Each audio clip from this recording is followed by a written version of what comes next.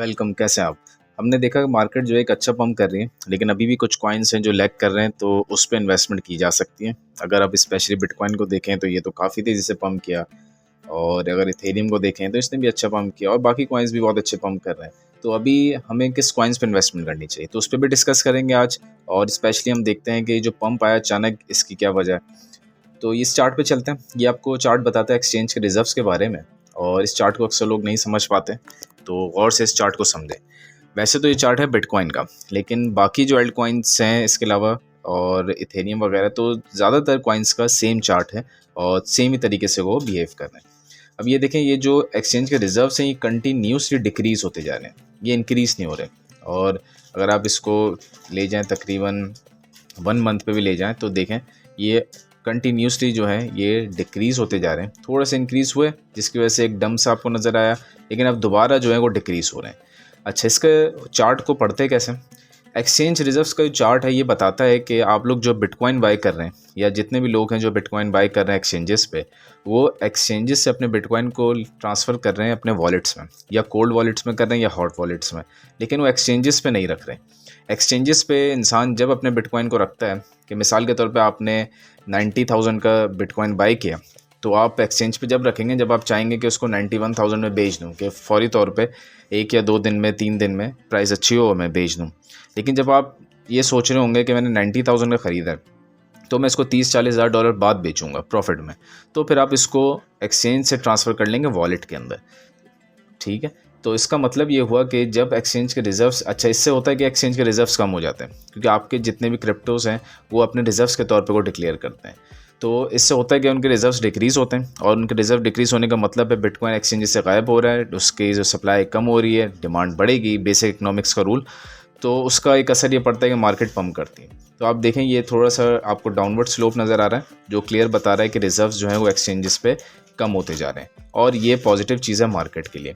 इसी तरह आप चाहें तो इथेरियम और बाकी सब का भी देख सकते हैं चार्ट। इथेरियम का चार्ट अगर हम देखें तो ये भी सेम आपको नज़र आ रहा है कि इसके एक्सचेंजेस कम, रिजर्व्स कम हो रहे हैं, लेकिन देखें इसने बड़े अजीब तरीके से बिटकॉइन से थोड़ा अजीब तरीके से बिहेव किया, कम ज़्यादा ये जो आपको नज़र आ रहा है ना, तो ये कंप्लीट मैनिपुलेशन थी जो पिछले टाइम से हो रही थी, लेकिन अब जो है दोबारा डिक्रीज़ हो रहा है। और अगर हम इसको वीकली चार्ट पे देखें तो आपको नज़र आ रहा है बहुत तेज़ी से, तकरीबन बहुत ही तेज़ी से, बल्कि अगर हम देखें ऑलमोस्ट मई के महीने से ही ये बहुत तेज़ी से डिक्रीज़ हुए रिजर्व्स। तो ये एक चीज़ है जो कि पॉजिटिव है मार्केट के लिए, क्योंकि इससे मार्केट पंप हो गया। आप मंथली चार्ट देखें, रिजर्व्स डिक्रीज़ हो रहे हैं, तो रिजर्व्स का जो डिक्रीज़ होना है ये पॉजिटिव चीज़ है। ठीक है, अच्छा अब हम चलते हैं ज़रा चार्ट पे और कुछ कॉइन्स को देखते हैं। आपने स्ट्रेट अवे इधर इंडिकेटर्स में सेक्शन में जाना है, और यहाँ पे आपने लगा लेना है SMA 200। ठीक है, वैसे SMA 200 से पहले आप लगा लें EMA 200 को लगा लें हम सर। ठीक है, अच्छा अब क्या करना है आपने, अब आपने वो कॉइन्स देखने हैं, ये तो अच्छा टाइम फ्रेम आपने डेली सेलेक्ट करना है। अब आपने वो कॉइन्स देखने हैं जो इससे दूर हैं। इथेरियम देखें, EMA 200 से रिजेक्ट होकर नीचे की तरफ आया, तो इसको यानी कि अभी अगर तो ये ऊपर जाए, रीटेस्ट करें, तो आप उसको उठाएं तो बड़ा ज़बरदस्त मिलेगा। लेकिन जैसे थीटा है, इसको देख लें, थीटा जो है ये थोड़ा सा लैग कर रहा है, और ये बहुत दूर है EMA 200 से, तो आप इसको बाई कर सकते हैं स्पॉट में। इसी तरीके से कार्डानो को देखें, ये निकल गया ऊपर, तो इसको फ़िलहाल छोड़ दें। से कॉइन को देखें, थोड़ा सा दूर है, तो इसको स्पॉट में बाई किया जा सकता है। आर्बिट्रम को किया जा सकता है। ठीक है, जुपिटर है, इसको किया जा सकता है बाय। तो इस तरह जाएं, हर कॉइन पे ये इंडिकेटर को अप्लाई करें डेली टाइम फ्रेम पे, और उनको बाय करें जो दूर हैं। अच्छा, स्पॉट में बाय करें, फ्यूचर में लेवरेजेस मत लगाएं, स्पॉट में बाय करें, इजीली यहाँ तक जाएगा, उसको सेल करें, प्रॉफिट बुक करें अपना, और बहुत तेज़ी से जाएगा, बहुत अच्छा प्रॉफिट मिल जाएगा आपको। सारे को कॉइन्स पिक करें। अब देखें डॉट कॉइन है, पोल्का डॉट जो है इसके बिल्कुल करीब है, इसको नहीं पिक करें। एवेक्स देखें बहुत करीब है, उन कॉइन्स को पिक करें जो थोड़े दूर हैं उससे, जैसे कि थीटा आपको मैंने दिखाया। गाला कॉइन को देखें, ये भी थोड़ा सा दूर है, इसको भी पिक किया जा सकता है, बट इससे ज़्यादा अच्छा इस वक्त थीटा नज़र आ रहा है, वो काफ़ी दूर है, तो ये बहुत अच्छा पंप देगा आपको। आर्बिट्रम बहुत अच्छा है, अच्छा पंप आ सकता है इसके अंदर। तो ऐसे कॉइन्स को आप पिक करें, ठीक है, और उसको जाके ट्रेड करें, स्पॉट पे करें स्पेशली, तो आपको बहुत अच्छा प्रॉफिट होगा इसके अंदर। इसके अलावा जब ये यहाँ पे चला जाए, रिजेक्शन हो जाए, तो फिर आप उसको सेल कर दें। उसके बाद आप वेट करें कि जब ये इसको रीटेस्ट कर ले दोबारा, यहाँ से रिजेक्शन तो होगा, लेकिन कभी ना कभी तो ऊपर जाएगा ना, वो जाएगा कुछ ही दिन में। उसके बाद जब ये रीटेस्ट करेगा, तो यहाँ रीटेस्ट से इसको दोबारा उठाएं, और फिर एक तेज़ी से एक और पंप नज़र आएगा। तो एक तरीके से ये 2 अच्छे ट्रेड सेटअप्स आपको मिल गए। एक तो इस वक्त ट्रेड कर सकते हैं, दूसरा रीटेस्ट पर कर सकते हैं। ये 2 अच्छे ट्रेड सेटअप्स हैं जिसको अगर आप फोकस करते हैं टाइमली तो इसमें बहुत अच्छे आपके पैसे बन सकते हैं।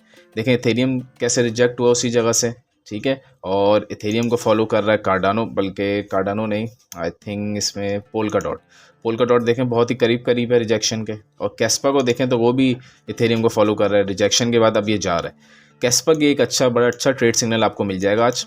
जैसे ही ये ऊपर क्लोज दे, जो कि यकीनन आज नहीं तो कल दे देगा क्योंकि ये डेली कैंडल है, उसके बाद ये रिटेस्ट देगा, 2 से 3 दिन मजीद लग जाएंगे।